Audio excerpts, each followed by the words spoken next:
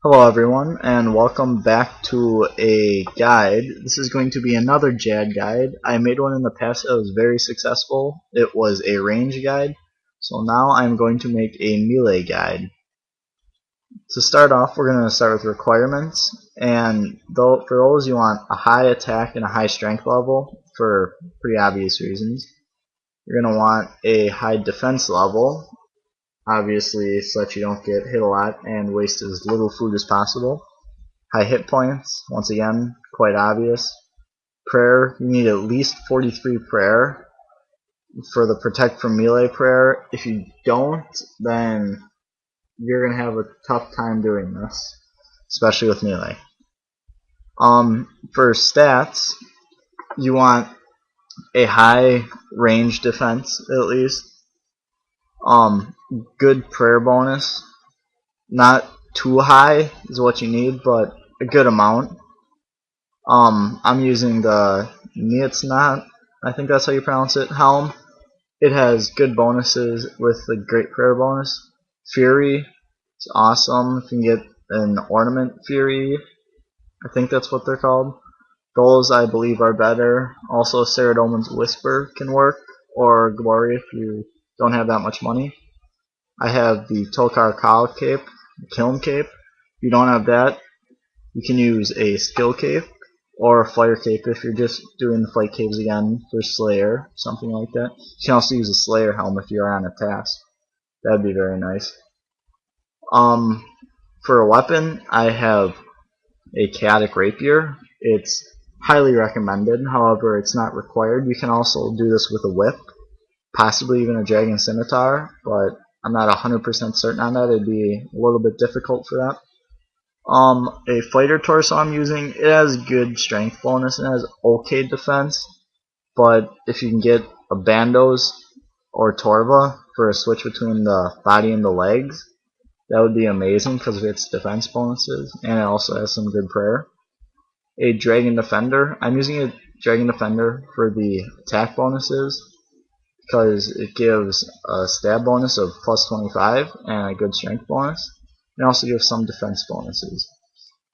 So I am using that. You can also use a Spirit Shield or any other shield for defense bonuses if you are not that confident, but I like to use the Dragon Defender so I'm more accurate with my hits. Dragon Plate Legs, just because they have good defense bonuses and they are cheap. Obviously switch them out with Bandos or Torva if you have it.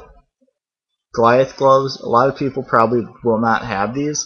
However, these are really useful.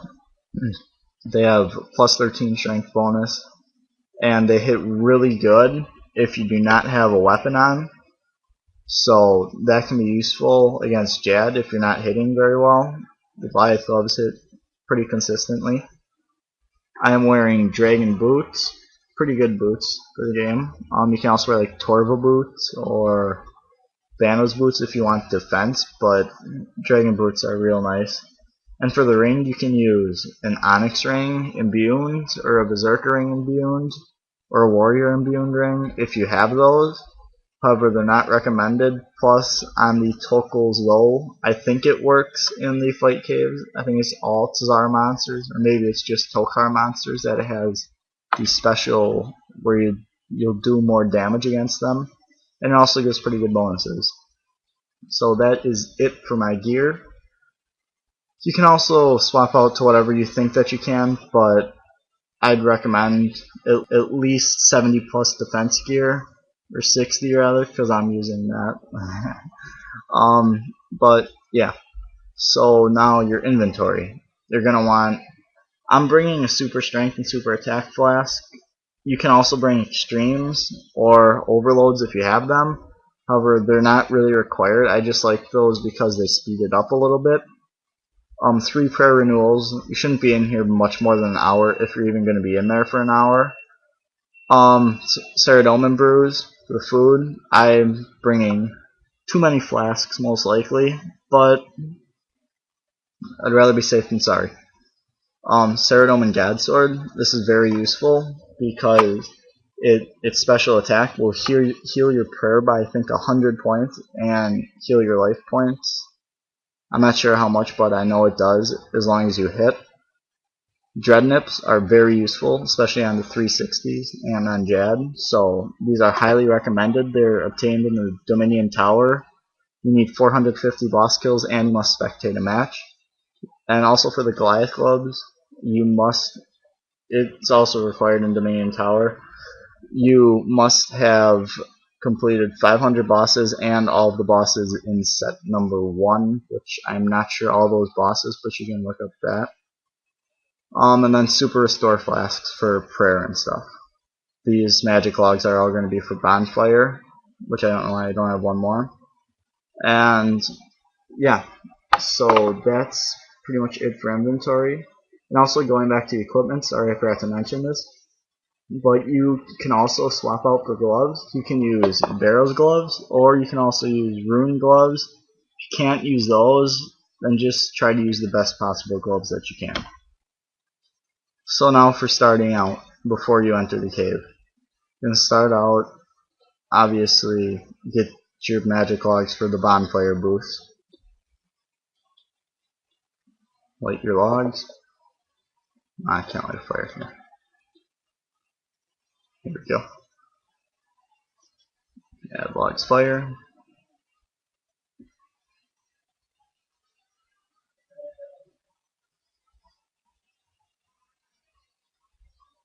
Sorry if you hear a distraction. After you have your bonfire boost, heat up to your maximum life points, and then grab your super restore flask. Bank 1 brew. Don't think I'll need that many. Alright, make it 2. No, I'm gonna take those 2 out just in case.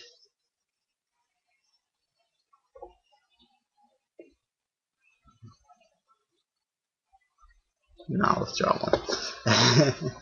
So now once you are all ready, I should probably pot up with super attack and super strength.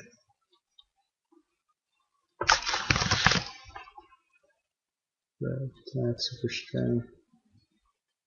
Can also use a prayer renewal. If I even have 1 dose, but I don't have 1 dose in the front, I guess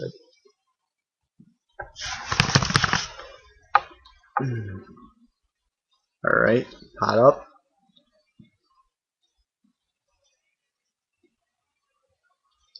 And now that you're all potted up, brews, you can enter the cave. Alright, as soon as you enter the cave, you will start to run towards the middle.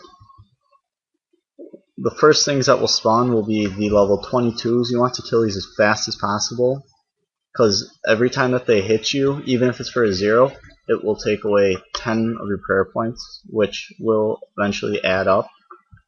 And yeah, that will run out your prayer pretty fast. Like right now. And that's why prayer renewals are very useful. Those will spawn for 2 waves. Then on wave 3 there will be a level 45. At every damage that you do to it, it will reflect 10 damage back. So if you one hit these, that is amazing, because then they will only do 10 damage to you. But if you can't, then whatever. So wave 4 there will be 1 45 and 1 little 22 bird. So obviously just keep finishing these off. And then the next wave there will be 145 and 2 22s. And pretty much it's just a chain reaction of keep going down, adding new monsters. So yeah, obviously then the next wave after this will be a wave with 2 45s, and then there will be a new monster that will spawn. Which means I want to set up my quick prayers to range, just because. Whoopsies.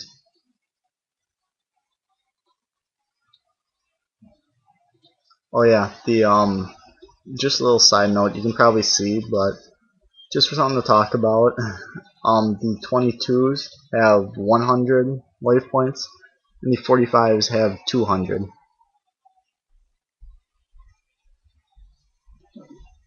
Alright, now this wave come the level 90s.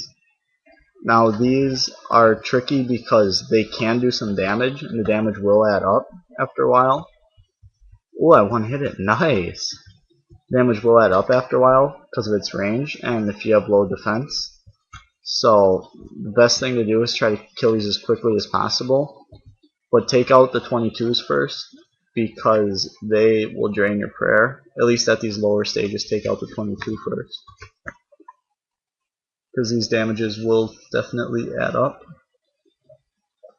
So yeah, just keep doing this, and if you need to, you can lure the monsters around each other, which is very nice. Pray if you have to, line them up like this, or yes, line them up like that. Pray if you need to. If you're bringing more super restores like I am, and like flasks, it helps to pray if you want. You'll take less damage, obviously, and yeah, all that damage that you're taking could really add up. So just keep your prayer renewals up, and you should be fine with that. So I'm going to pause the video until we get a new monster. So be right back.